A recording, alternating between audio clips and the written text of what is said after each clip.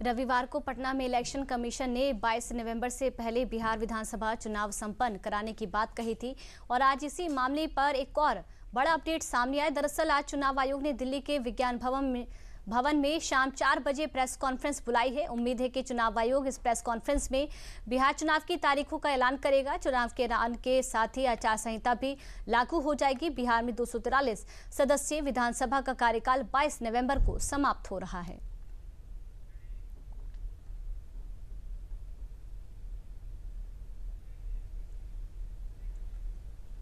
रविवार को पटना में चुनाव आयोग प्रेस करते हुए कहा था कि हम 22 नवंबर से पहले बिहार चुनाव करा लेंगे। इस पर सभी दलों ने निर्वाचन आयोग से छठ के बाद वोटिंग कराने की मांग की है और साथ ही कुछ राजनीतिक दलों ने बिहार में 2 फेज में वोटिंग कराने की मांग भी रखी है।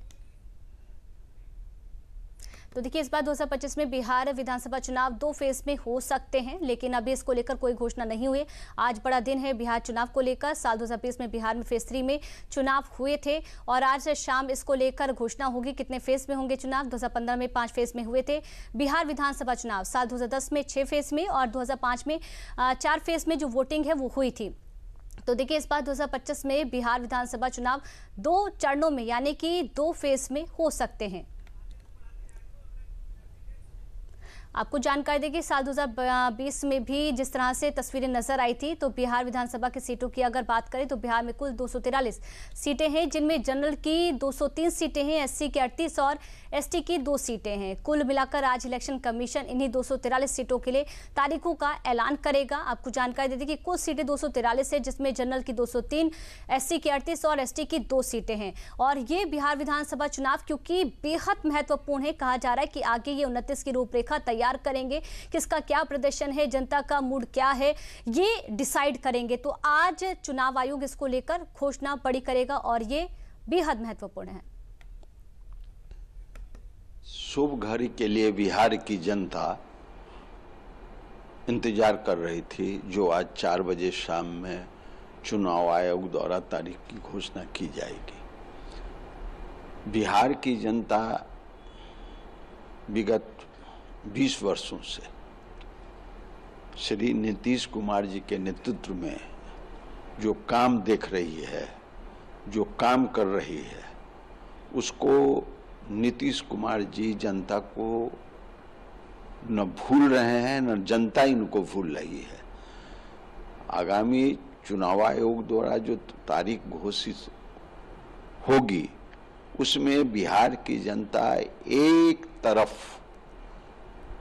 तरफ नीतीश कुमार जी को देख रही है और नीतीश कुमार जी के चेहरों को देखकर और उनके कामों को देखकर, बिहार के विकास और उन्नति को देखकर एक मुश्त एनडीए गठबंधन के उम्मीदवारों को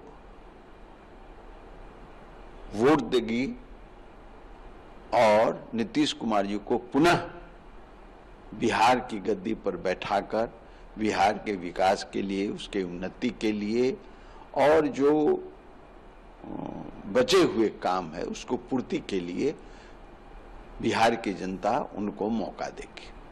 बिल्कुल स्वागत है और लोकतंत्र का पर्व है और मुझे लगता है कि बिहार की जनता जो पिछले 20 साल से कामकाज देखी है, अपने कामकाज पर वोट डालेगी।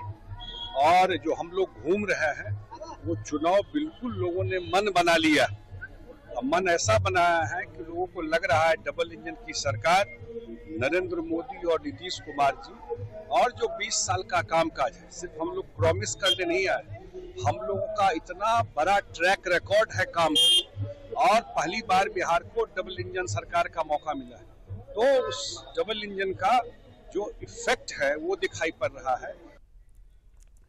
फिलहाल अभी बिहार चुनाव को लेकर वोटिंग की तारीखों का ऐलान नहीं हुआ है और ना ही अभी चुनाव के फैसले को लेकर यानी रिजल्ट का ऐलान हुआ है, लेकिन विपक्षी गठबंधन के घटक दल अभी से ही तय करने लगे हैं कि कौन क्या पद लेगा।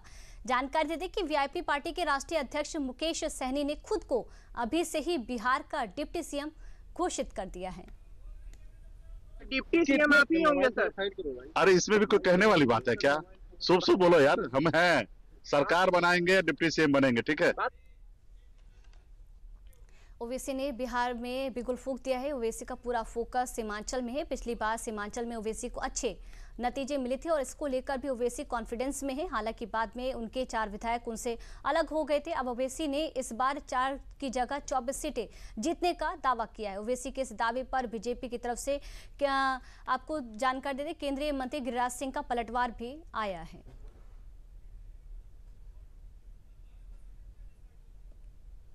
लोग समझ रहे थे कि 4 को तोड़ लिए तो ये लोग कमजोर पड़ जाएंगे। मैंने कहा 4 का जवाब 24 से दिया जाएगा इंशाअल्लाह ताला। कल असदुद्दीन ओवैसी यहाँ आए हुए थे, उन्होंने कहा है कि वो हमारे 4 चीजों को हमसे छीनना चाहते हैं, तो हम उनको बता दें कि 4 लोग 24 पे भारी पड़ेंगे। 4 का जवाब 24 से दिया जाएगा। पहेलियां ना पढ़ाएं ओवैसी, पहेलियों से ये देश नहीं चलता, देश चलता है कानून से। ओवैसी डराने की कोशिश ना करें, यही मैं उनसे कहूंगा।